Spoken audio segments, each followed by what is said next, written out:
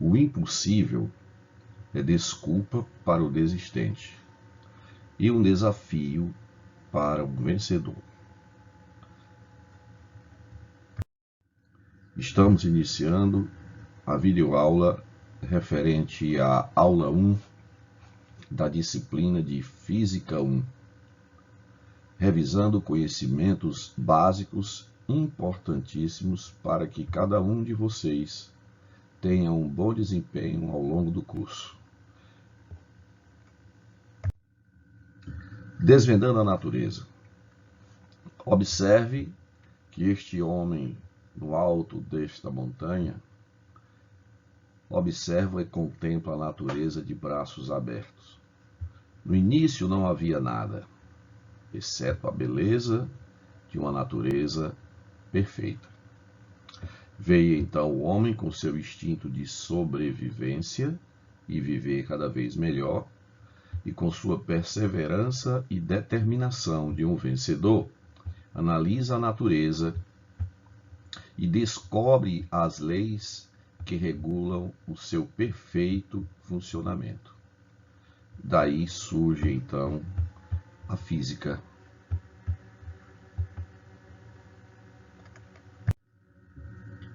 Por que medimos?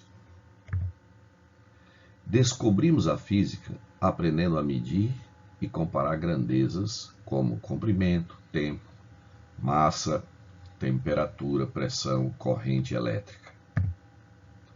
Medimos cada grandeza física em unidades apropriadas por comparação com um padrão. A unidade é um nome particular que atribuímos às medidas dessa grandeza. Sistema Internacional de Unidades.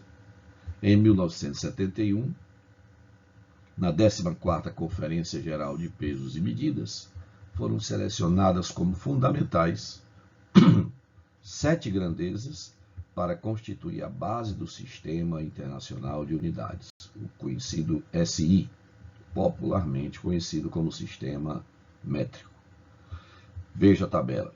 Nessa tabela nós temos as grandezas que são base, que servem de referência para as outras grandezas: tempo, massa, comprimento, temperatura, quantidade de substância, corrente elétrica, intensidade luminosa.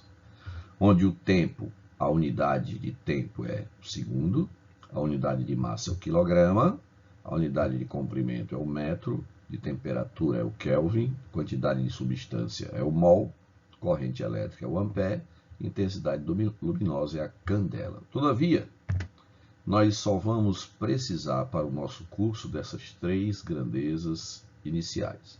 O tempo, que é dado em segundos, a massa, que vai ser usada na unidade quilograma, e o comprimento na unidade metro, que são as 3 grandezas da mecânica que nós vamos utilizar neste nosso curso inicial. Medida de comprimento. No Sistema Internacional de Unidades, o comprimento é medido na unidade metro, cujo símbolo é M. Aqui nós temos os múltiplos e os submúltiplos. Esta sequência: quilômetro, hectômetro, decâmetro, metro, decímetro, centímetro, milímetro. É fundamental que cada um de vocês tenha essa medida, tenha essa escala em mente. E saber como se transforma de uma unidade para uma outra unidade dessa mesma relação. Quando nós nos deslocamos da esquerda para a direita, para cada uma dessas unidades que você transpõe, você multiplica por 10. E quando você desloca da direita para a esquerda, para cada um deslocamento que você realiza, você multiplica por 10 elevado a menos 1, ou divide por 10, que é equivalente. Vejamos 4 exemplos. Eu quero transformar 2,5 quilômetros em centímetro. Então, quantos centímetros eu vou obter quando eu transformo 2,5 quilômetros em centímetro? Ora, É só observar a tabela, né? De quilômetro para chegar em centímetro, eu preciso multiplicar por 10 para chegar em hectômetro. Multiplico por 10 para chegar em decâmetro. Multiplico por 10 para chegar em metro. Multiplico por 10 para chegar em decímetro e multiplico por 10 para chegar em centímetro. Então, se você observar, você vai multiplicar o 2,5 por 10 uma vez, 2, 3, 4, 5 vezes. Então, o resultado é 2,5 vezes 10 elevado a 5 centímetros. Segundo exemplo, 2,3 milímetros para transformar em metro. Então, observe que agora nós temos a medida em milímetro e queremos chegar em metro. Queremos transformá-la para metro. Então, nós vamos agora nos deslocar para a esquerda. Quantas unidades, né? 1, 2, 3. Então, nós vamos multiplicar por 10 elevado a menos 1, uma vez, 10 elevado a menos 1, outra vez, 10 elevado a menos 1, outra vez. Então, nós vamos de milímetro para centímetro, depois para decímetro, depois para metro. Então, nós vamos multiplicar o 2,3 por 10 elevado a menos 1 3 vezes, o que representa 10 elevado a menos 3, né? Repete a base e soma os expoentes. Mais um exemplo. 1,6 centímetros transformado em metro. Nós vamos de centímetro para metro. Ora, agora você certamente já está com mais facilidade, né? De centímetro para metro, você vai multiplicar por 10 a menos 1 para chegar em decímetro. E multiplica por 10 a menos 1 novamente para chegar em metro.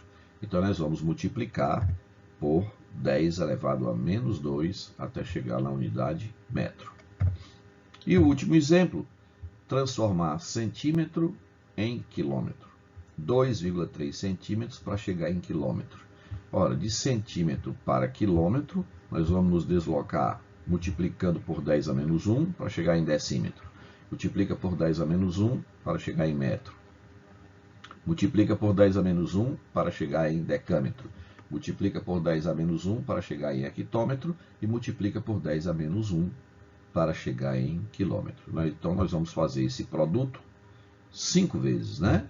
O que vai dar 2,3 vezes 10 elevado a menos 5 quilômetros. Beleza, esperamos que esses exemplos sirvam de base para outras resoluções que vocês precisarão fazer ao longo do nosso curso. Para medidas extremamente pequenas, que exigem uma maior precisão, utilizamos o micro, cujo símbolo é a letra grega mi, que corresponde à potência de 10 elevado a menos 6. Temos também o nanômetro, cuja abreviação, cujo símbolo é nm, minúsculo, que representa a potência 10 elevado a menos 9 do metro. E nós temos o angstrom, esse A maiúsculo com o grau, a bolinha de grau em cima dele, é o símbolo utilizado para a unidade angstrom, que representa a potência 10 elevado a menos 10 do metro. Para distâncias muito grandes, utilizamos a unidade ano-luz. Então, observe que ano-luz não é unidade de tempo, é unidade de distância. É medida de comprimento para grandes distâncias. A distância percorrida pela luz no vácuo em um ano. Isso aqui representa o ano-luz. Como é que nós podemos obter o ano-luz? Ora, para você obter o ano-luz, é só você multiplicar a velocidade da luz pelo tempo que ela irá percorrer em um ano. Então, a velocidade da luz é conhecida pela letra C, equivale a 300.000 quilômetros por segundo. Representando este número, 300.000, sob forma de potência de 10, nós vamos obter 3 vezes 10 elevado a 5 km por segundo. Precisamos agora do tempo correspondente a um ano. Ora, um ano nós temos 365 dias, 24 horas por dia, 60 minutos para cada hora e 60 segundos para cada minuto.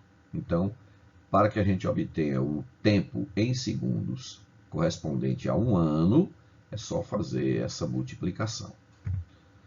Uma calculadorazinha básica, né? Você obtém este número. E aí a gente escreve esse número da mesma forma que fomos escrever a velocidade da luz, em forma de potência de 10, né?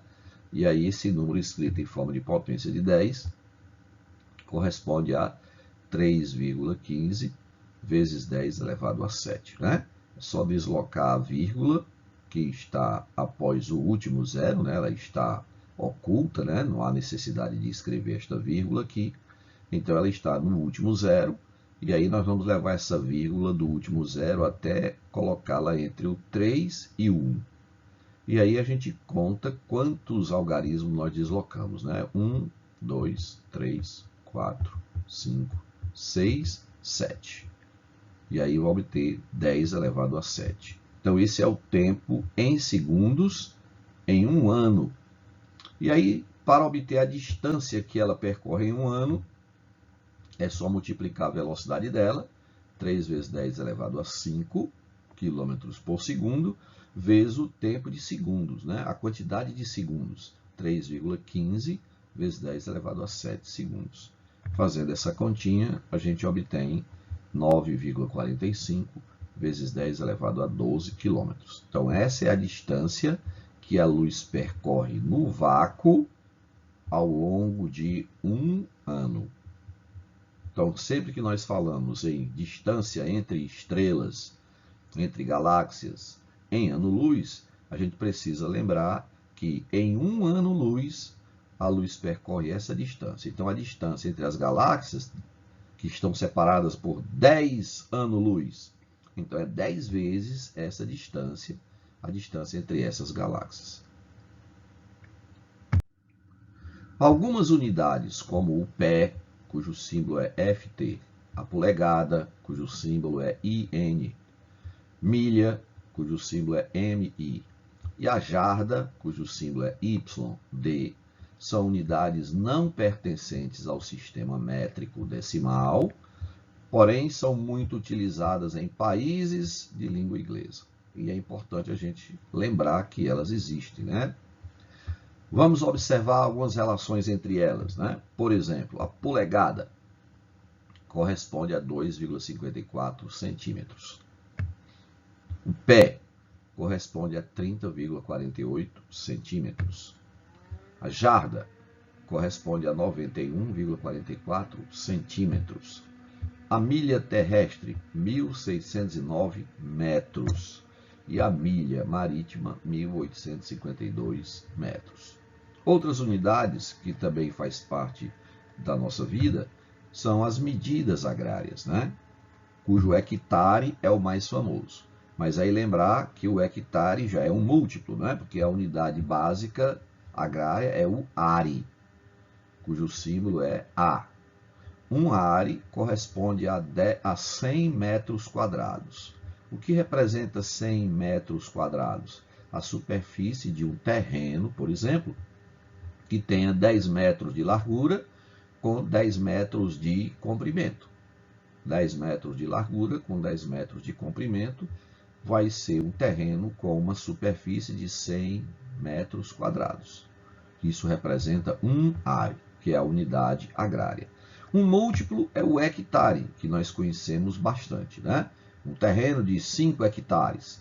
Ora, quanto representa um hectare, cujo símbolo é 1HA?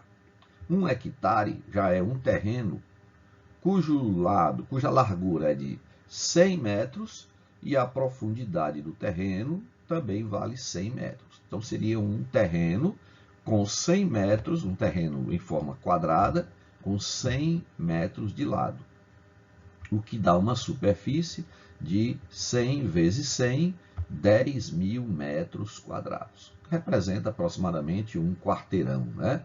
Você tem um terreno que tem a dimensão de um quarteirão completo, um quarteirão quadrado, né? 100 por 100.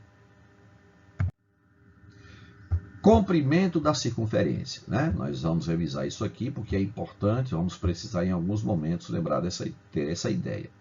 Ora, observe essa linha curva, né? Essa linha amarela. Imagine, vamos chamar isso aqui de um anel, uma argola, né? Que pode representar um pneu de automóvel, um pneu de uma bicicleta. E aí você coloca este aro para rolar sobre a superfície. Ora, vamos observar esse aro rolando. Vamos marcar no ponto de contato do aro com a superfície, com o solo, vamos marcar essa bolinha verde. Na hora que esse aro completa uma volta, significa dizer que a bolinha verde chegou ao solo novamente. Observe. Na hora que a bolinha verde chegar em contato com o solo, é porque o aro apresentou uma rotação completa. Ora, a distância entre essas duas bolinhas verdes representa exatamente o comprimento do aro. O comprimento desta curva, que a gente vai chamar de comprimento da circunferência. Como é que eu posso calcular matematicamente o comprimento da circunferência? Ora, o comprimento da circunferência, eu vou chamar esse comprimento pela letra C, vou representar o comprimento pela letra C. Então, este comprimento é igual a 2π vezes o comprimento do raio. O raio é a distância que vai do centro do aro até a periferia dele, né? Lembre disso. E o 2r, eu posso lembrar e substituir o 2r pelo diâmetro, né? Que é aquela linha maior que atravessa, né? Que divide uma circunferência em duas bandas, né? Em duas partes. O diâmetro, né? Que seria a maior corda da circunferência. Então, eu posso escrever como o comprimento da circunferência igual a π vezes d. Lembrando que d é igual a 2 vezes o raio. Ok? Então, diante disso, vamos fazer uma aplicação. Veja, uma bicicleta possui pneus de diâmetro 60 centímetros. Então, ele já está me dando o diâmetro, né? O D de diâmetro, em centímetros. Então, o diâmetro do pneu da bicicleta é 60 centímetros. Qual a distância percorrida em metros por essa bicicleta quando os pneus realizam 100 rotações completas? Considere para facilitar os cálculos, π igual a 3, né? Vocês devem lembrar que o número π, a gente usa o π como sendo 3,14, né? O π é um número que não tem um valor exato, né? Ele é indeterminado. Mas nós vamos, então, usar apenas 3 para facilitar os nossos cálculos. Ora, ele quer saber qual é a distância que a bicicleta percorre quando o pneu dela realiza 100 rotações completas. Ora, o pneu dela vai percorrer uma distância igual a π vezes d quando esse pneu der uma rotação completa, como vocês observaram aqui na animação. Então, basta multiplicar por 100 esse resultado. Lembrando que ele quer a resposta em metros. E o diâmetro do pneu está em centímetros. Então, eu vou transformar centímetro em metro, e aí é só fazer as continhas, né? Então, qual vai ser a distância percorrida? A distância D percorrida vai ser 100 vezes C. 100 vezes π vezes D, né? 100 vezes π vezes D. Onde o π é 3 e o D é 0,6 metros. Então, vai ficar 100 vezes 3 vezes 0,6. Isso aqui já está na unidade metro, né? Então, fazendo as continhas, nós vamos obter 180 metros. Essa é a distância que a bicicleta vai percorrer quando o seu pneu realiza 100 rotações completas. Algarismos significativos. O que é que nós chamamos de algarismos significativos? Ora, quando nós fazemos uma medição, nós utilizamos um instrumento de medição.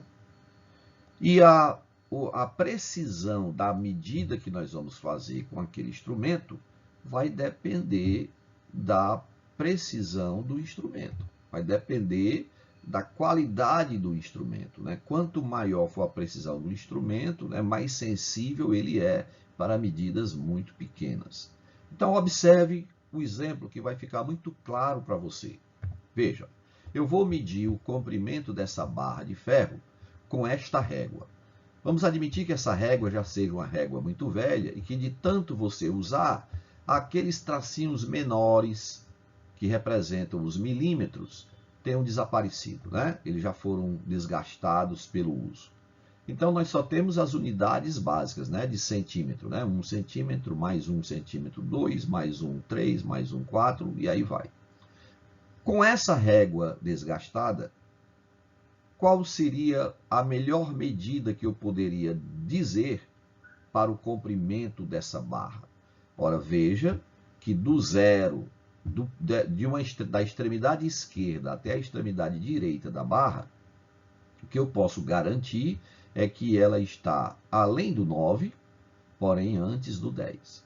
Então, eu só tenho certeza do algarismo 9.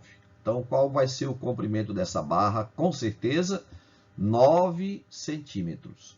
Mas ela não representa 9 centímetros exatos, ela tem um algo mais, ela tem um certo valor além do 9 centímetros, né?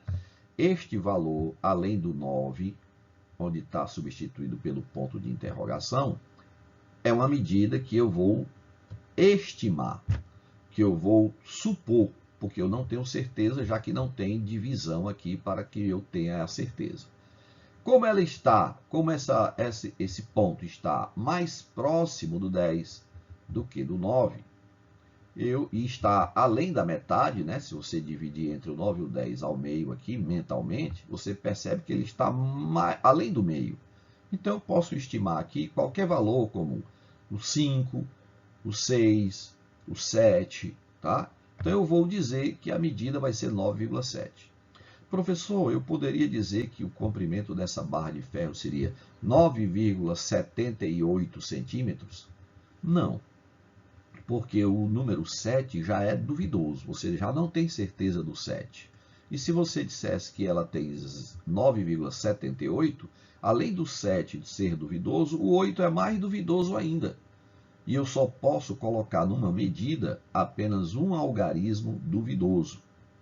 Então, esses dois algarismos, o 9, que é o algarismo correto, e o 7, que é o algarismo duvidoso, eles dois representam algarismos significativos. Então, nós chamamos de algarismos significativos todos os algarismos corretos de uma medida, mais um duvidoso. Vamos então medir essa mesma barra de ferro com a régua nova. Ora, a régua nova já apresenta, então, os tracinhos menores, que representam os milímetros. Então, se você observar, esta régua nova vai me dar agora uma precisão maior, né?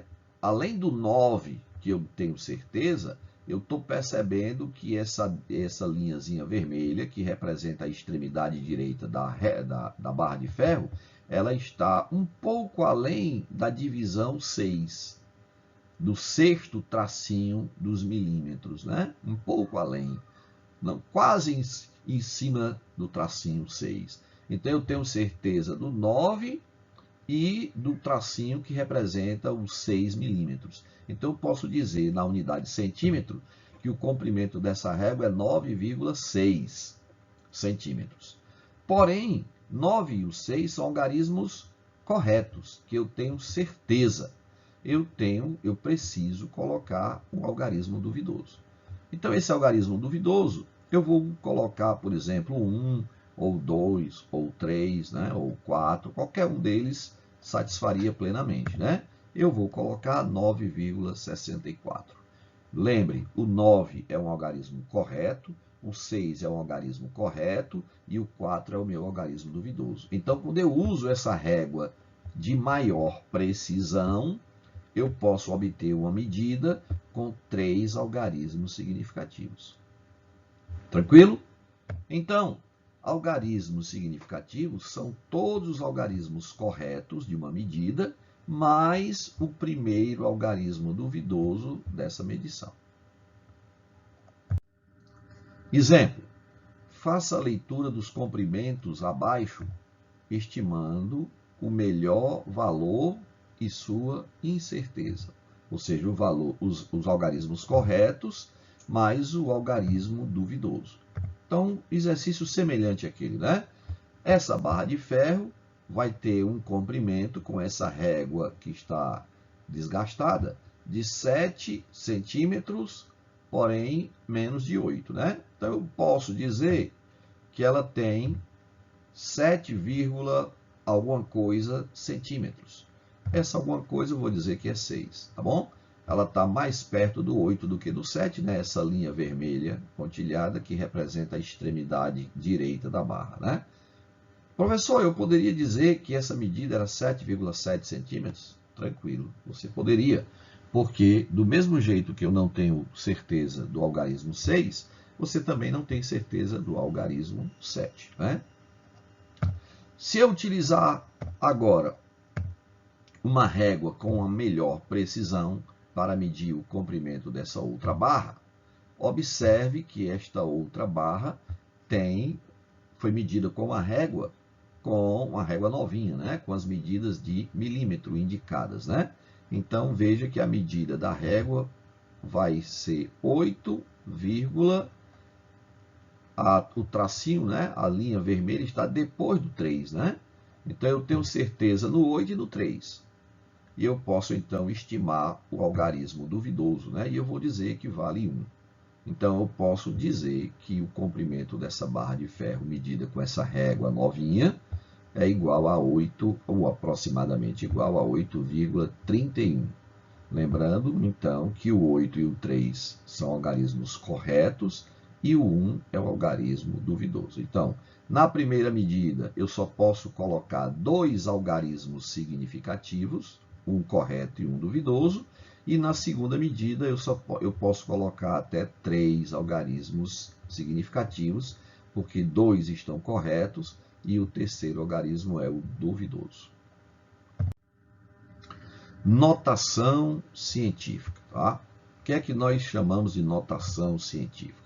Ora, a notação científica é apenas uma forma simplificada de representar, de escrever números reais, muito grandes ou muito pequenos, nas ciências em geral.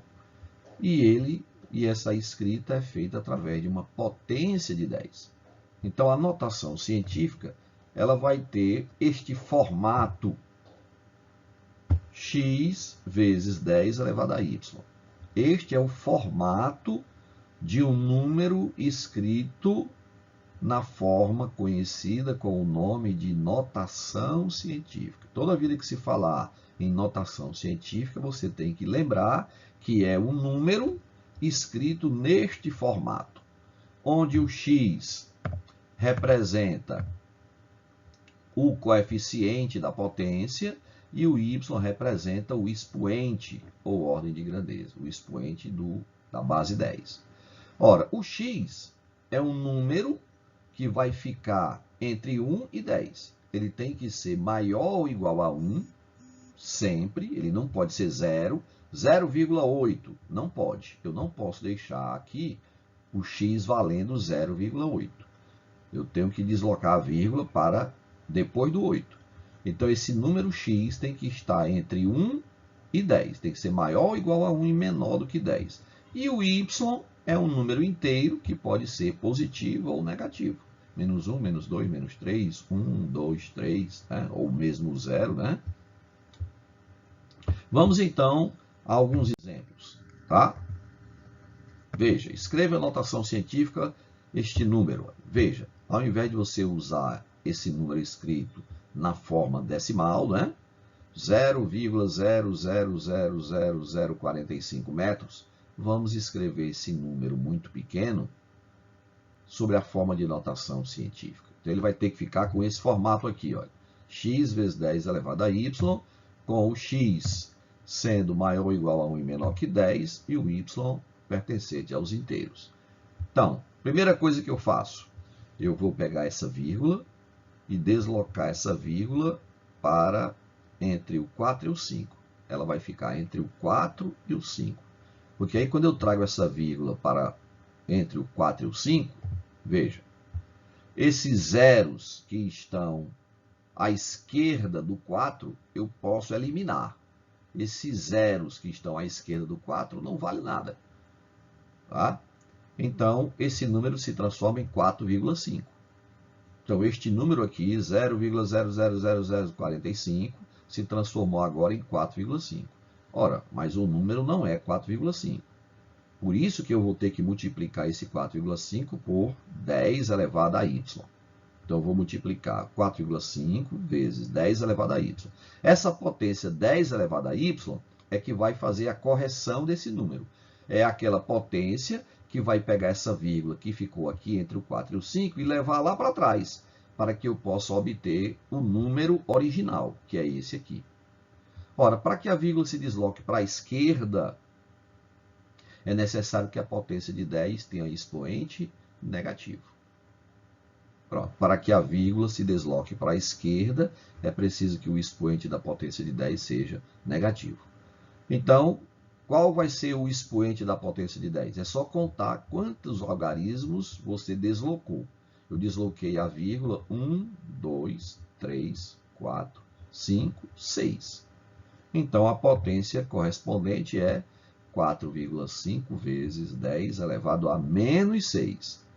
Né? 6 representa a quantidade de algarismos que eu desloquei a vírgula, e o menos é para que a vírgula volte para a posição original. Porque eu não estou escrevendo outro número.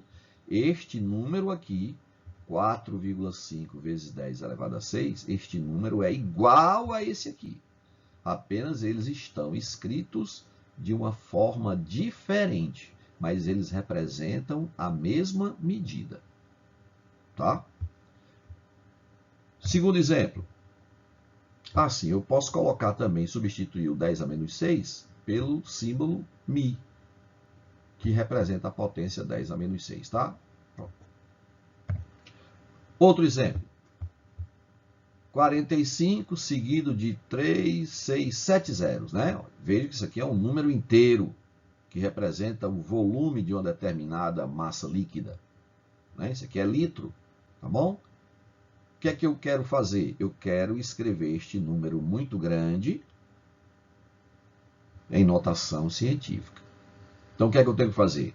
Quando o número não apresenta vírgula, é porque a vírgula está depois do último algarismo.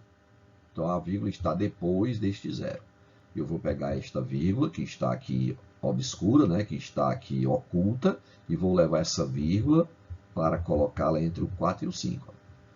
Aí o número vai ficar 4,5.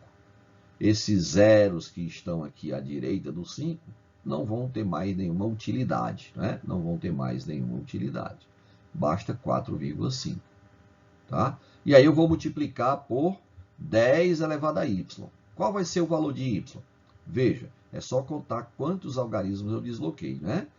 Do zero até colocá-la a vírgula entre 4 e 5. Então, eu desloquei 1, 2, 3, 4, 5, 6, 7, 8. Pronto, então vai ficar 4,5 vezes 10 elevado a 8. Positivo ou negativo? Positivo, né? Porque a vírgula, a posição correta da vírgula é aqui, depois do zero. Então, para que a vírgula volte para o último zero, é preciso que a potência tenha expoente positivo. Porque este número, só recordando, este número é igual a esse aqui. A diferença é apenas na maneira de escrever. Eles estão escritos de maneira diferente, porém eles representam a mesma medição. Tá bom? Massa do elétron. Já imaginou você ter que escrever um texto ou você ter que resolver uma questão onde você vai usar a massa do elétron com todos esses algarismos, né? Na unidade grama. Então, vamos escrever isso em notação científica. Então, eu vou trazer a vírgula desta posição até colocá-la entre o 9 e o 1. E aí, depois que eu colocá-la entre o 9 e o 1, 9,1, eu posso desprezar esse restante aqui, né? Entre o 9 e o 1. E aí é só contar, né? contando quantas casas, quantos algarismos eu vou deslocar a vírgula, vai dar 28, né? E vai ser negativo porque esse número tem que ficar aqui atrás, né? A vírgula tem que se deslocar para a esquerda. Então, esse número escrito em notação científica vai ser 9,1 vezes 10 elevado a menos 28 gramas, né? 9,1 vezes 10 elevado a menos 28 gramas.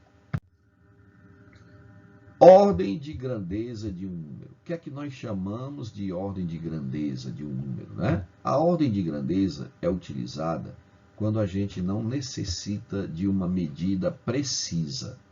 Quando a gente quer apenas estimar uma determinada medida, né? O comprimento de uma determinada distância, né? A massa de um determinado corpo.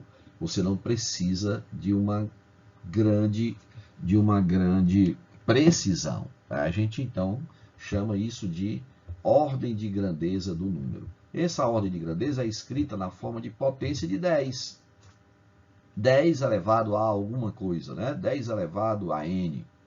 Então, para fazer o arredondamento, nós precisamos lembrar que este x, que vai ser o coeficiente da potência de 10, tem que ser maior ou igual a 1 e menor do que 10. Ele vai ser semelhante à notação científica, né? Por isso, o primeiro passo para vocês determinar a ordem de grandeza de uma medida é você pegar aquela medida e escrevê-la na forma de notação científica. É o primeiro passo. E aí, como fazer para determinar a potência de 10 correspondente? Você vai ter que fazer o arredondamento, né, do expoente. Arredondá-la usando a média aritmética entre 1 e 10, que é 5,5, né? 1 mais 10, 11, dividido por 2, dá 5,5, eu obtenho a média. Então, vamos ver um exemplo que você vai entender melhor. Veja, quando o x for maior ou igual a 5,5, você vai somar uma unidade ao expoente da potência.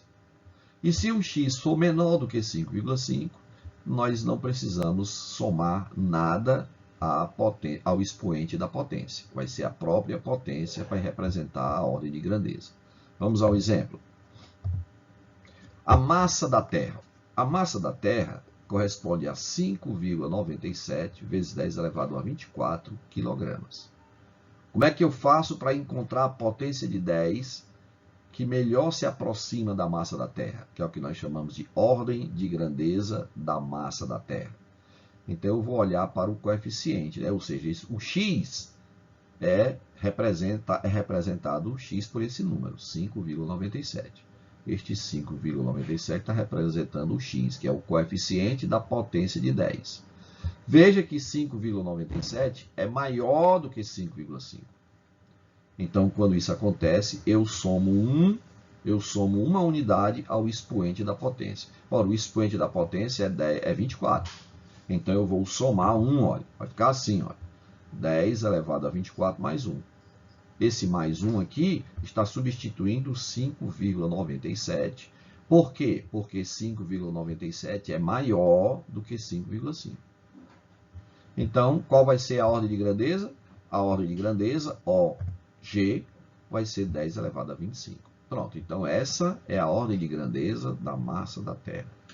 Ou seja, a massa da Terra é mais próxima deste valor, 10 elevado a 25 kg. Distância do Sol até a Terra, 1,39 vezes 10 elevado a 6 km. Então, como é que eu faço o arredondamento para determinar a ordem de grandeza da distância entre o Sol e a Terra? Observe que o nosso x é 1,39. 1,39 é menor do que 5,5. Quando isso acontece, você não precisa fazer nada. Você conserva a potência que você tem lá. Então, o resultado vai ser 10 elevado a 6 km. Então, a ordem de grandeza da distância entre a Terra e o Sol é 10 elevado a 6 km.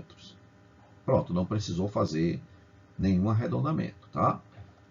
Outra, massa do elétron, que nós acabamos de fazer, né, na unidade quilograma agora, 9,1 vezes 10 elevado a menos 31. Esse é o valor da massa do elétron.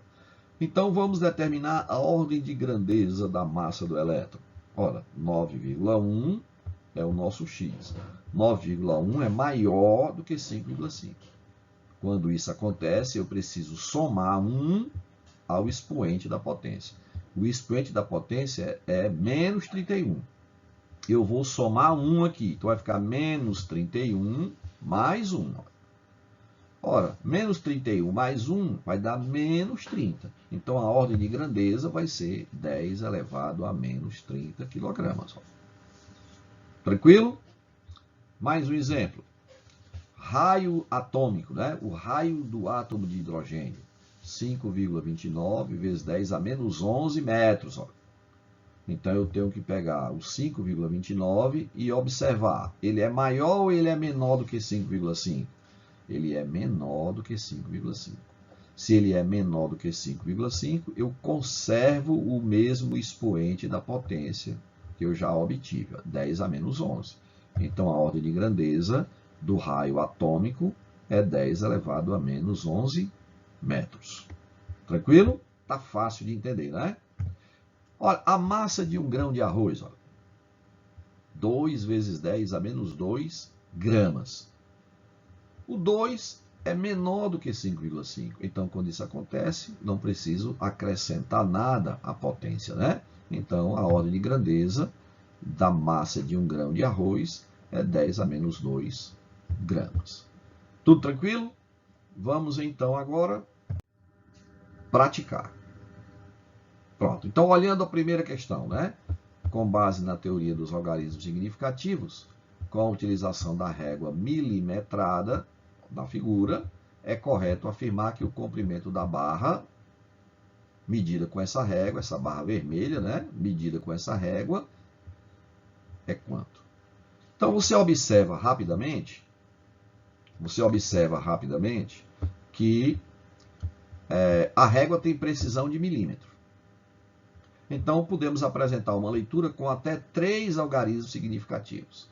Observe que o comprimento da barra vermelha é maior do que 7, porém é menor do que 7,5, né? Então, se você olhar, a extremidade direita da barra está depois do 3, né? Quase em cima do 3. Então, você pode, o 7 e o 3 você tem certeza. Então, você tem direito a mais um algarismo, que é o duvidoso. Então, se você disser que a resposta é 7,3, esta maneira de dar a resposta está incorreta. Por quê? Porque você precisa atribuir 3 algarismos significativos, que são os 2 corretos, o 7 e o 3, e mais o duvidoso. Então, o valor correto é exatamente 7,30. Né? Você poderia, se aparecesse a resposta 7,31, também estaria correto. 7,32 também estaria correto. Tá bom? Só não está correto 7,30, nem um valor diferente desse, né? Segunda, a luz proveniente do Sol demora aproximadamente 8 minutos para chegar à Terra. A ordem de grandeza da distância entre esses dois astros celestes em quilômetro é igual a quanto? A ordem de grandeza. Ora, basta que a gente multiplique a velocidade da luz, que está em quilômetro por segundo, né? 3 vezes 10 elevado a 5 quilômetros por segundo, pelo tempo de 8 minutos. Ora, só que eu não posso usar minutos, porque a velocidade está em quilômetro por segundo. Eu transformo, então, 8 minutos em segundos. Então, a distância será a velocidade da luz, C, pelo tempo de percurso, né? 3 vezes 10 a 5 km por segundo, vezes 8 vezes 60 segundos, transformando 8 minutos em segundos. Elimina os segundos, né? E aí, multiplicando esses valores, a gente vai obter o quilômetro, que é a distância desejada, né? 144 vezes 10 a 6 quilômetros, e aí eu preciso escrever isso na notação científica, né? Porque ele quer só a ordem de grandeza, ele quer só a potência de 10. 144 escrito em notação científica é 1,44 vezes 10 ao quadrado. Ó. 1,44 vezes 10 ao quadrado. Essa é a notação científica do número 144. Aí eu multiplico por 10 a 6, né? Que era a potência que já estava escrita no texto. Isso vai dar, então, 10 elevado a 8, né? Como 1,44 é menor do que 5,5, então a ordem de grandeza é a própria potência obtida, 10 elevado a 8 quilômetros. Tranquilo? Moçada, com isso nós concluímos essa nossa primeira aula, na esperança de que todos tenham obtido um excelente resultado, tenham feito uma excelente revisão e que sejam então capazes de resolver as questões que nós propomos na nossa lista de exercícios. Vejo todos vocês na próxima aula. Um abraço a todos. Tchau.